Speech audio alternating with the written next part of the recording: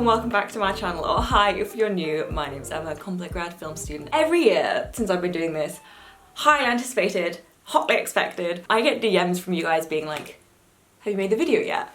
And yes, Emma has made the video yet. This is everything I read in 2021 and I've ranked it. I have ranked the order of what I enjoyed most, and oh my god, I'm sorry, I'm dyslexic. I'm fucking gassed about this. I didn't read this much during my undergrad. I don't know what's happened to me now that I'm like, I'm gonna read all of the books. I'm like, why couldn't you have done this during your degree? But here we are, this is fucking heavy. She read some books. She read some books. So in 2021, I managed to read 23 books and 2 halves. Did I read 5,700 pages this year? In 2020, I read 4,000 and something pages. Still not a booktuber. I don't care what this says. Still not it. You may refer to me as a filmmaker, that's fine. I'm showing you what my favourite book of the entire year was, so I need to hide that. I have talked about all of these books at one point or another. Somewhere in my channel, you'll just have to do a deep dive if one of them really tickles your fancy, but I've now ranked every single one. You'll see the trend in like just what I enjoy reading, what I get the most out of. We're gonna start down at the bottom with the worst couple things that I read this year. And some of you will not like what I have to say, but that's fine. It's just my opinion. My opinion isn't everything. But I'm gonna drop these. How do I do a video without dropping books? Oh no, please. Let me just, oh god, this is gonna be horribly wrong. Oh no, it's going horribly wrong. Okay. So, we're just gonna start with what many of you might actually know is going right at the bottom of this pile. The worst thing I read in 2021 was The Alchemist. I've ranted about this book already. I think it was in one of my like what I read in lockdown videos. Lots of people loved this. I thought it fucking sucked. I don't give 1-star reviews. This fucking sucked. It was a waste of time. This is philosophy for people who've never read any philosophy. Great thing to read maybe if you're like 12. As a 20-something, this sucked. Honestly, that book is trash. Like, people being like it's the best thing I've ever read. I cannot relate and I cannot understand. I cannot fathom how that is people's favourite book. Just my opinion as ever, but that book is trash in my opinion. Oh, it just made me angry, like it sucked. Like it made me angry it was that bad. Moving on. The next book, and I forgot that I read this. It was Sun Tzu, The Art of War. I just kind of wanted to read more like Eastern stuff, like Eastern philosophy, because I read a lot of Western philosophy. And for me, like it's war poetry. It was an interesting read, but for me and for my taste, this is kind of, it's a shame, but it ended up being kind of forgettable for me. And you can see often how much I engage with the text just purely by how many annotations I have. And there's nothing in here, like I don't think this did anything for my brain, my thinking. This for me just wasn't it. I don't necessarily think it's bad, I just don't think it just didn't do it for me. That's all I have to say about that. And I'll just preface this, it's not that a lot of these ones at the top here are bad, it's just that the ones down here are excellent. So, the next thing let's talk about was Ronan Farrow's Catch and Kill. This is like the expose on Harvey Weinstein. Ronan Farrow is the person who wrote the article in the New Yorker that started to bust this thing wide open in just like the general social consciousness and perception. People knew what Weinstein was doing for a very long time in industry, but then for like the general public to know about it and for like women to feel comfortable coming forward, starting to share like their experiences and stuff, that was a massive part of it.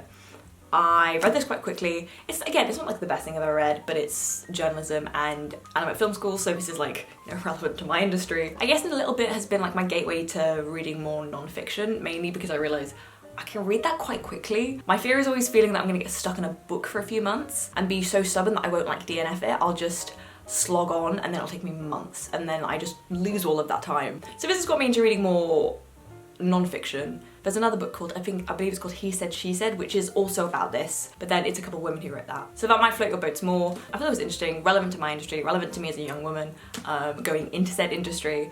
Next on the pile, In Watermelon Sugar. Yes, this is where Harry Styles got the name Watermelon Sugar from for his song. He said that in a Tiny Desk concert, so that's canon, kids. I read it just because I'm always curious about Harry Styles' taste in books.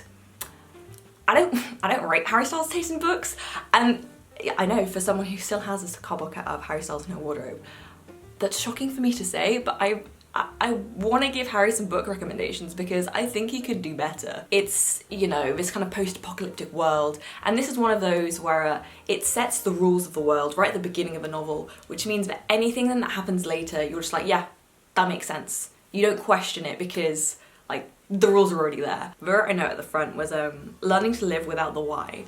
I enjoyed this, but this kind of like post-apocalyptic stuff isn't really it's not my genre, it's not the things that like, I was gonna say get me off, no. This doesn't float my boat as much as other things, but I really don't think it's bad. But if you like American literature and not sure where to start, this might be a good place, because this I actually enjoyed, and I'm very, very fussy about American literature. I've got many negatives to say about that, really. Other than it wasn't as good as some of the other things I've read. I rate a lot of what I read based on how, not provocative, but thought-provoking I found it to be. If I found like I emotionally got something from it or mentally got something from it, or just, you know, enjoyed the read so much. Which is why The Alchemist is at the bottom of the pile, because I didn't enjoy the read, I didn't enjoy the writing, I didn't think it taught me anything, I don't think it changed my thinking or challenged me in any way. It hit none of my like bare minimum requirements for a good book. Next on the pile, this may also be a slightly controversial one.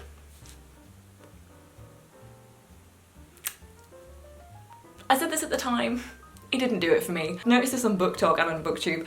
There's quite a polarisation about Sally Rooney, about whether you love this book or whether people just like, ugh. And I didn't think it was bad, but I didn't think it was as good as everybody says it is.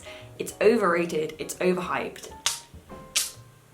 It was just a bit meh.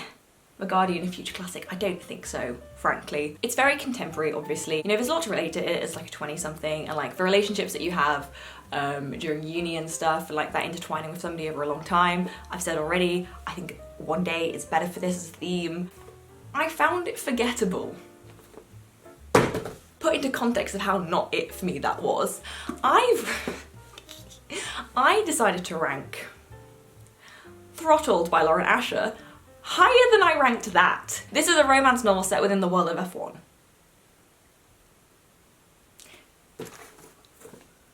Yes, I thought this was better than this. This is better written. This was more enjoyable. Look, I just don't want to get into reading F1 fanfiction. We know I'll still read fanfiction, but it's also because a lot of the fandoms I read fanfiction from have a lot of really good stuff. With F1, I don't want to go there. So I read this instead. Is this a silly little romance novel? It is a silly little romance novel. Covers your good book tropes, lovers to haters, forbidden love, brothers rival, and then the tension for half the book being like, oh my god, will they or won't they? And then, you know, the smut. So this was a silly little romance novel that I very much enjoyed, but it reads like fanfiction. But my working theory is that all of the girlies who were writing fanfiction at 14, 15 now have book contracts as 20-somethings. So honestly, bestie, get it girl, get that coin. I had a very, very good giggle the entire time I was reading it. My mum just kept walking in the living room as I was giggling and she was just like, I just don't know. It is the fastest thing I've ever read. It's 358 pages, I read it in 2 days. I should have more shame, but I just don't. Next, I read, how many of her books did I read this year? I read 3 of her books this year. Go me. I read Nancy Mitford Christmas Pudding. I read this over Christmas. This was like my designated Christmas book. This is one of her earlier novels. It's not her best one. Don't start with this. I enjoyed this because this is kind of feels where she learned to do character. It's 16 characters who intertwine over the course of a novel. Read it for character, read it for Mitford, being Mitford, and because I know her style well, I can place a lot of this stuff. So I enjoyed this a lot. It's so much about marrying and why you marry and like, do you marry for love? Do you marry for money? Are you gonna be miserable if you marry for love? A lot about like society hostesses that you get along like pretty much up until the Second World War. And I don't know why this like hostessing thing has gone. My mother bought me this for Christmas. This is The Age of Conversation. You go through the content and it's all about Madame de la Duchesse de, Marquise de. It's all women host salons and I really wish they still did. Like, why has this as a thing gone? But this still exists within here. And because Mitford is an aristocrat, all she does is roast aristocrats and the bourgeoisie. It's great. Next. I read Carol. And some of you will know, like I said, this wasn't what I wanted it to be. Watched the film and I didn't really rate it that much at the time, but like in hindsight, Carol as a story has just kept it's just stayed on my brain. Like, I really didn't rate the film that much when I first watched it, but I've not been able to stop thinking about it.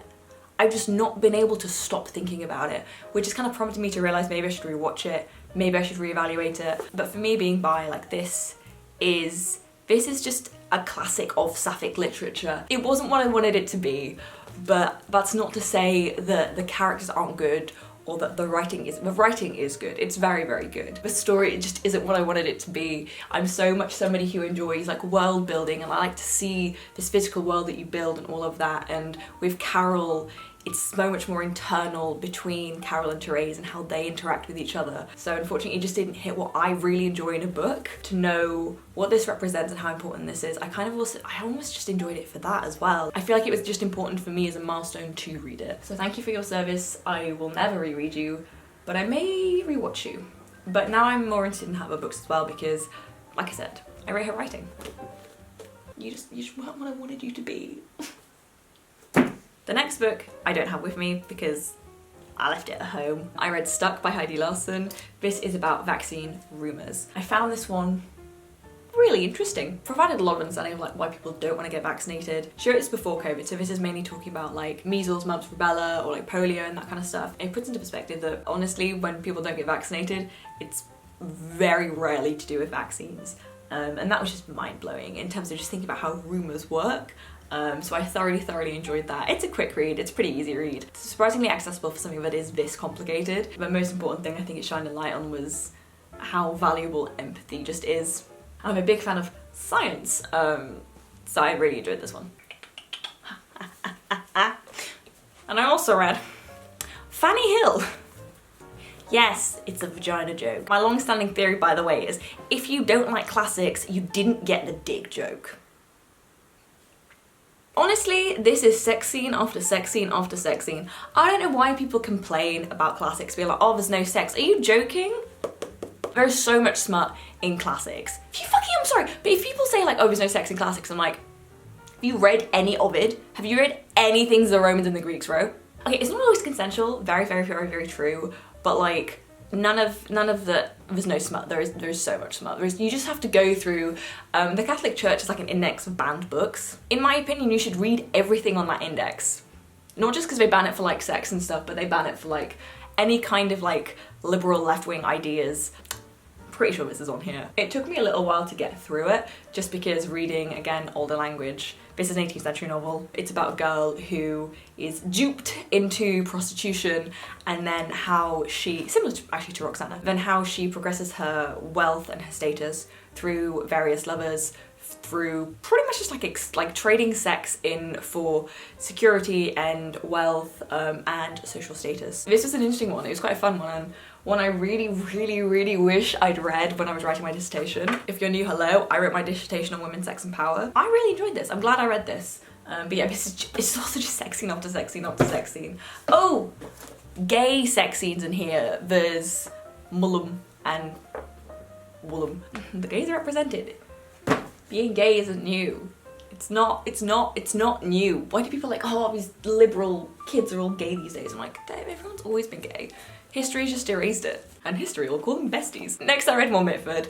After her Pursuit of Love, which is like her most famous fiction, the follow-up to that is Love in a Cold Climate. Yeah, I really enjoyed this. Like, Nancy Mitford is for me when I just want to like switch off. This is kind of like my slightly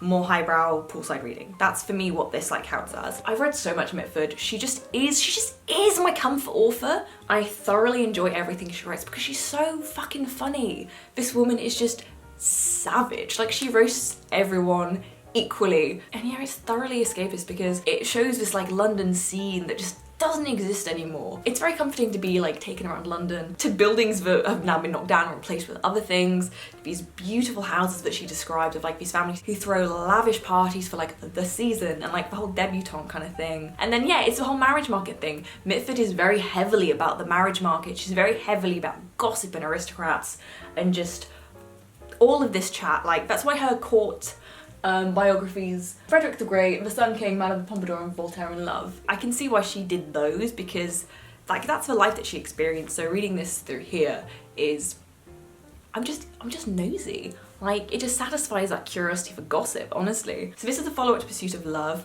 This is again written from, oh, her name is Fanny as well, actually. From her perspective of one of her friends who is, you know, trying to find a husband and all the issues that they get when they run off with people they shouldn't be running off with, and how in the end they're all miserable because they're married.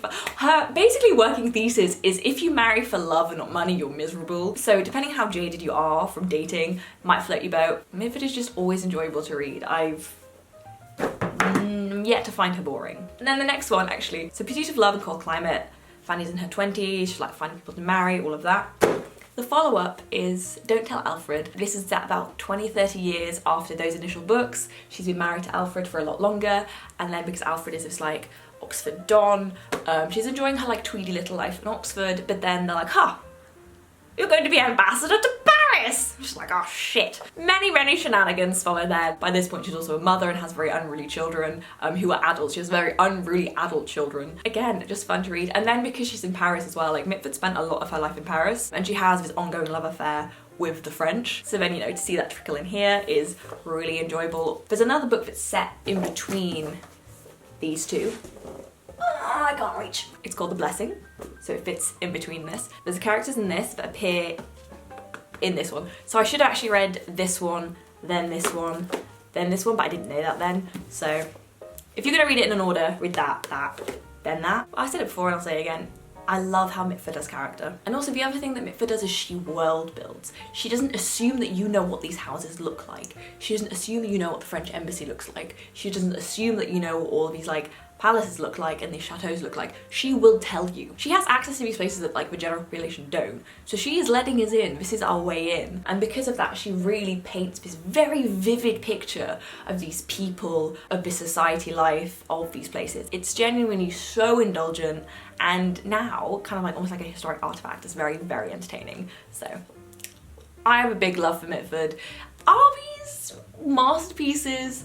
No, but they're like my silly little society novels, and I very much enjoy them. Next up, Kate Manne, Entitled. This book is ranked quite highly actually because it was very thought-provoking to me. I found nothing in this I found it thought-provoking, and I'm going to follow it up by saying none of this was new to me. This book is about feminism. A lot of the ideas in here I was very familiar with, but they're just things that then she took further. She talks a lot about, you know, weaponized incompetence. She talks a lot about like how women's pain isn't taken seriously, about how some men just genuinely, you know, misogyny is men who hate women. There are men out there who hate women. I think socially we take that very lightly and joke a lot about misogyny, but like there are men who hate women. There is a reason there is so much violence against women perpetrated by men. Like, it's very important to not forget that it's men's violence against women. This is from 2020, so for a snapshot of contemporary feminism, where we've come from, where we're going, this is a very interesting case study. It has so many examples. It's men's entitlement to from women, men's entitlement to domestic labour from women, men's entitlement to sex from women, men's entitlement to admiration from women. It's a very good snapshot of where feminism in the 2020s is and where it's going from. In my opinion, this will end up being a feminist classic, and it was infuriating to read. Infuriating to read. And if you read this and feel anything other than anger after reading it, we didn't read the same thing. And like I said in a video where I spoke about this more extensively, the main thing in my opinion now is that men need to be part of these conversations as listeners, not as a debate. And take women seriously when they speak about their experiences. So really there is nobody I wouldn't recommend this to. The bit as well that like I found the most interesting, because it's something that like has been bothering me for ages, but like I've never seen it verbalized as a concept, is things like weaponized incompetence and domestic labor. Really interesting things to look into if, you know, you're married and you don't want your wife to hate you. Have a look. This is one of the things that terrifies me most about marriage. Resentment. Anyway, moving on. Okay, sometimes my taste in books fluctuates between highbrow classics and historical novels and then also shit finance bros read. Like I said, I'm going to talk about my silly little romance novels. I'll talk about this too. I have no shame. I read Harvard Business Review on leadership. This is a collection of essays written on leadership. For all of my girlies out there, read it. Read it. So much of this is, for me, dead obvious, because it talked so much about, you know, good leaders are people who listen. No. Good leaders are people who have empathy, self-awareness, self-regulation, just emotional intelligence. It's a lot of the things that men aren't socialised to have to the extent that women are. The only difference really is that men are socialised to believe they are entitled to positions of power, to positions of leadership, to having a voice. So ladies, honestly, give this a read because you'll realise how suited to leadership you are. Pretty easy, pretty accessible, and I mean, honestly, take it as a rule of thumb. If this is aimed at finance bros, it will be an easy read. Oh god, pain. Pain, tears, and a very, very interesting exploration of what marriage and love are and mean. 7 Husbands of Evelyn Hugo. Like I said last time, I made an entire video on this. The writing is not good. It's not great. It's not great. However, the plot and the characters, banging. Absolutely banging. This is apparently being adapted. I will watch it. I'm very, very excited to see how this is done, because if you have banging plot, banging characters, good adaptation. Like I said, entire video on this. I'm not going to talk about this much, but this broke my heart. I sobbed reading this. And for a contemporary novel, this might be a future classic. No, I take that back. You need plot, character, and good writing for a classic. But this was thoroughly enjoyable and a welcome representation of bisexuality and queer love stories. It isn't the most nuanced thing I've ever fucking read on bisexuality. Have I read anything that's actually nuanced on bisexuality? This is an attempt.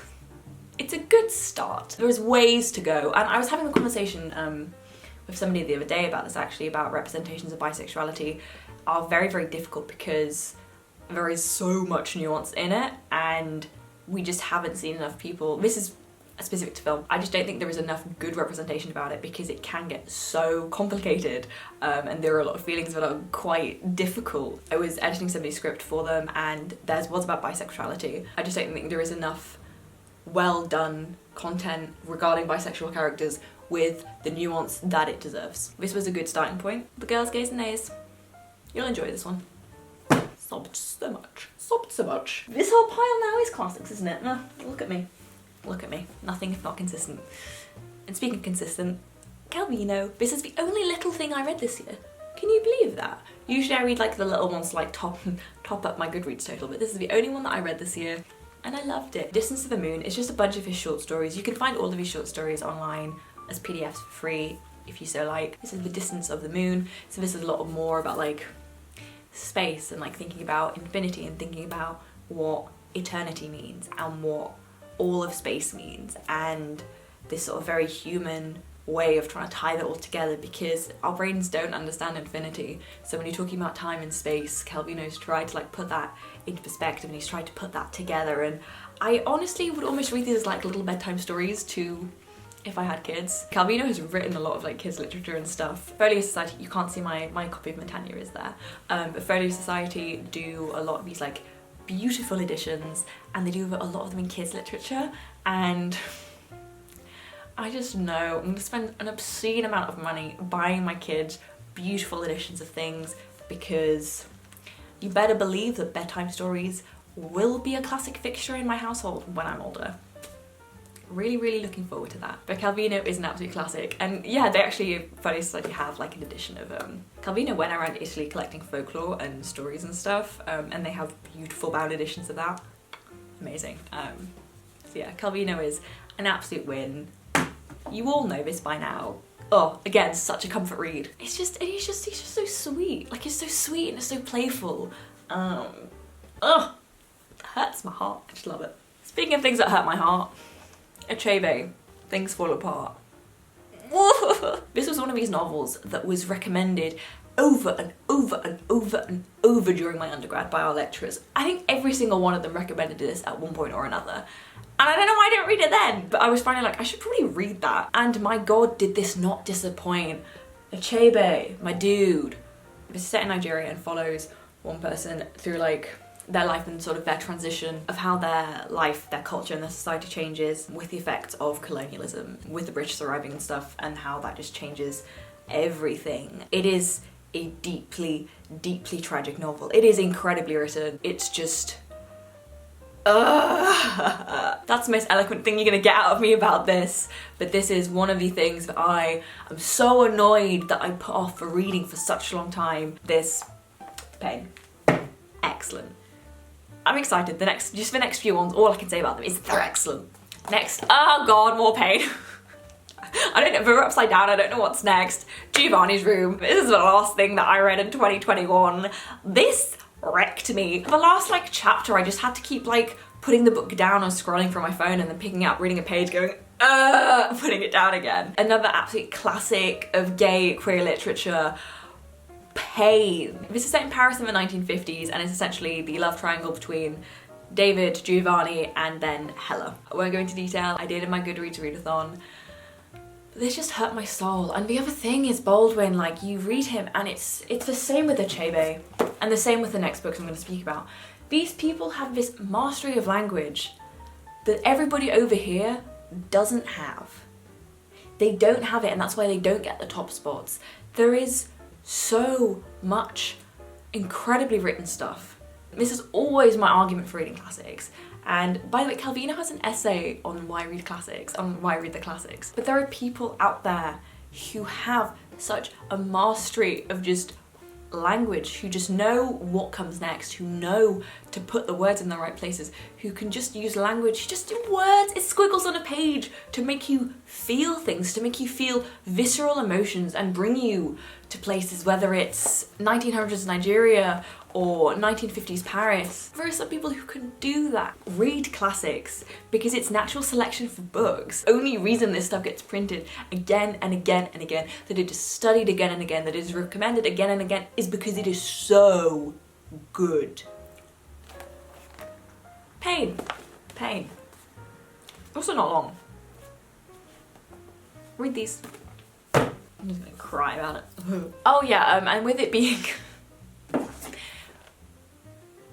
more nuance about bisexuality, about being gay, this just actually gives it the depth and complexity that it deserves, because for many people it's such a complicated thing, and then you wrap it up in guilt and you wrap it up in shame, and when you hide in straight relationships like pain, but then you're constricted because you can never really be yourself because you don't want to let down the other people in your life, let down because then pain.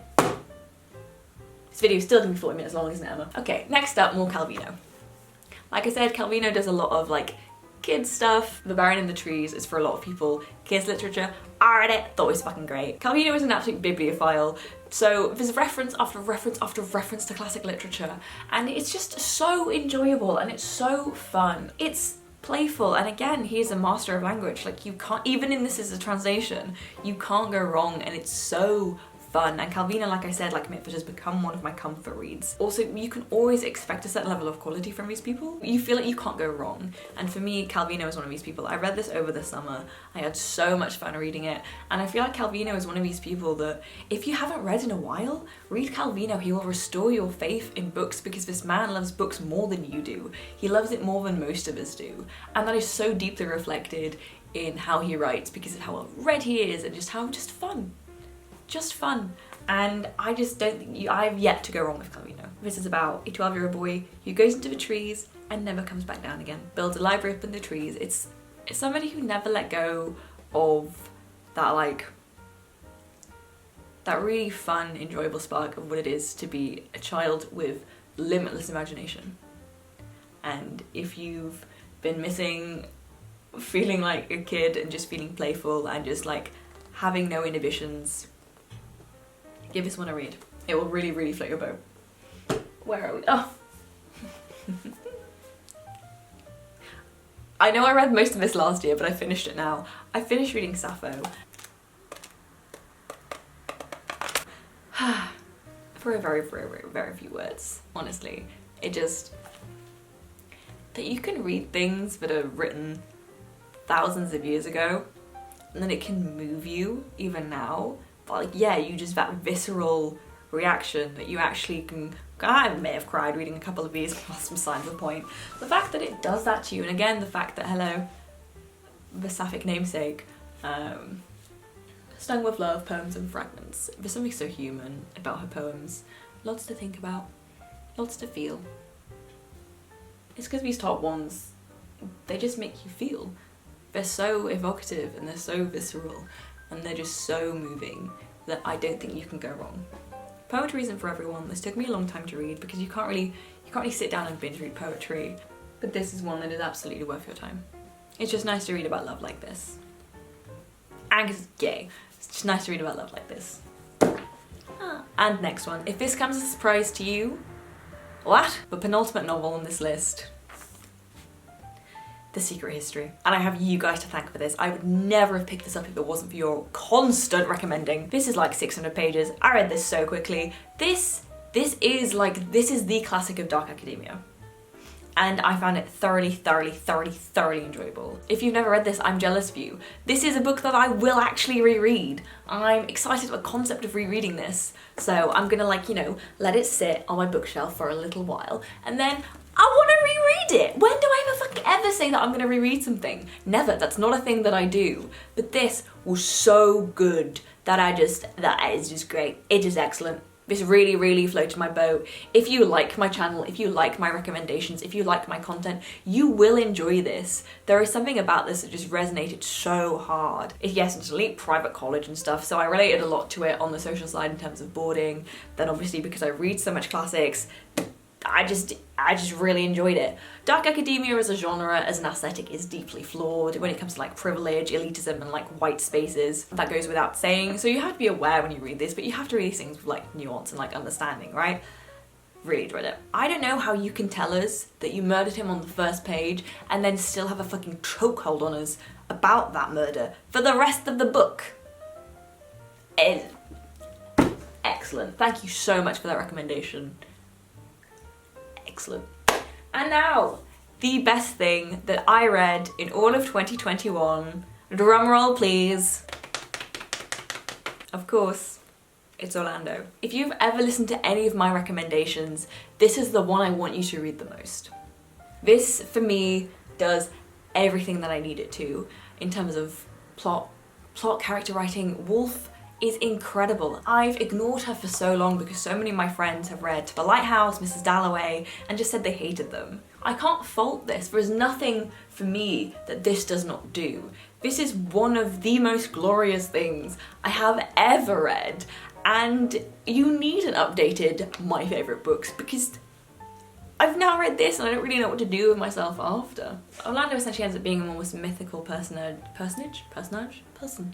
of somebody who doesn't age, who seems to change sex at will, and is just so wonderfully blasé about it. It's just then how it is, and that's how they now conduct their life because, well, why not? It's how Wolf gently takes your hand and takes you on this journey of the ages and always has like a base to come back to in terms of the mansion that Orlando lives in, and then takes you around London at different parts in its history, and it's just so... It's a wonderful journey through history taken with Orlando, and because of the literary movements that like Wolf belonged to, was part of, the people that she knew and was surrounded by, there's just so much more freedom in the writing and freedom in the possibility of what you can do with storytelling, specifically in the approach to time and the approach to gender and expression. And it's just so fluid and it's just so smooth. I enjoyed this immensely and it's left quite the impression on me. And the film, by the way, by Sally Porter, excellent. So yeah, I really recommend this. If this is the only recommendation of mine you ever take seriously, let it be this one. But yeah, that's my favourite one. One of my favourite ones that I've ever read, which was a really lovely surprise. But yeah, there we have it. That is everything that I read in 2021. I hope this list did not disappoint. Lots of these have come from your recommendations. Lots of these have come from my mum as recommendations as well. That is everything. Let me know down below if you have read any of these, as always. And then I want to know, what is the best thing out of everything you read last year? What is the best thing that you read last year? Let's just have a comment section full of the best of the best. You know I take you guys seriously when you recommend stuff. Always have, always will. Apart from The Alchemist, what were you thinking?